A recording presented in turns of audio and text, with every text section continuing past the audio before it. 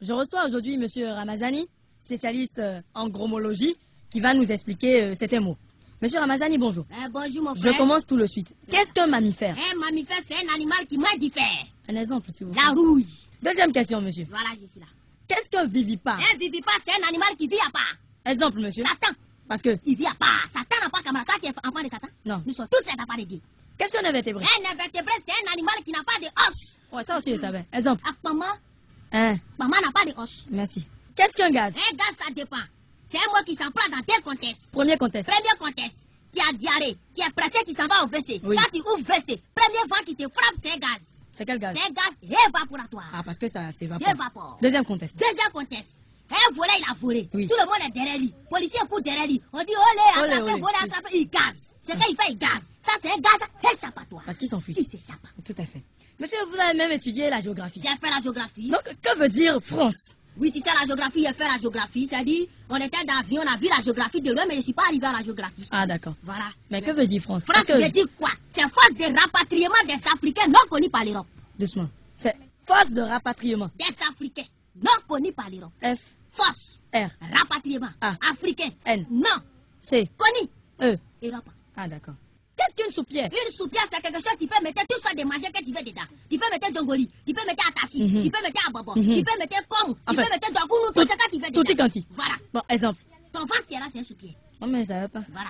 Qu'est-ce qu'un miroir? Un miroir, c'est un objet que tu peux te voir dedans. Oui, naturellement. Oui. Exemple. La photo.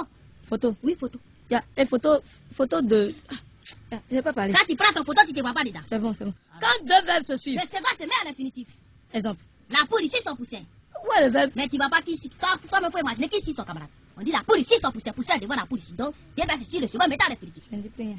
Monsieur, vous avez trouvé des solutions. Voilà. Et parmi ces solutions, vous avez trouvé une solution pour les personnes qui tombent souvent malades et qui meurent de coups de maladie. Voilà, il a trouvé une solution pour les gens qui meurent de coups de maladie. Parce qu'il a vu que les gens, ils ont foutaise.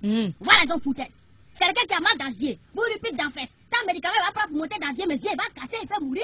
Quelqu'un qui a mal dans le dent, vous piquez dans la fesse. Tant médicament va pas pour monter pour arriver dans son dent, mais son dent il va pourrir. C'est pour ça moi j'ai dit quoi? J'ai dit à partir d'aujourd'hui, quelqu'un qui a mal dans le yeux, piquez dans le yeux. Directement. Qui a mal dans le dent, piquez dans le dent. Directement. On appelle ça guérison instantanée. Instantané. Blanc. Bon, avant dernière question. Voilà. Qu'est-ce qu'un objet transparent? Un objet transparent, c'est un objet à travers lequel tu vois de l'autre côté. Exemple. Grillage. Attends, grillage c'est carrelé. Comment c'est transparent? Mais quand tu es ici et puis on met grillage devant toi, si tu vas pas à la maison qui est là-bas. C'est bon, je me tais. Alors. Vous avez fait le tour du monde On a fait le tour du monde. en 8 jours. Voilà, comme mange là. Et vous avez même enseigné l'anglais en Amérique Mais j'ai enseigné l'anglais en Amérique pendant 8 heures. pendant 8 heures. Donc, moi, je suis étonné. Voilà. Donc, je vais vous poser certaines questions. Il n'y a pas de problème. 1 en anglais, One. 2 en anglais, C'est tout. 5 en anglais, C'est five. 10 en anglais, C'est 10. 20, 10, 10. 30, 10, 10, 10. 50, 10, 10, 10, 10, 10. et 1000 alors. Depuis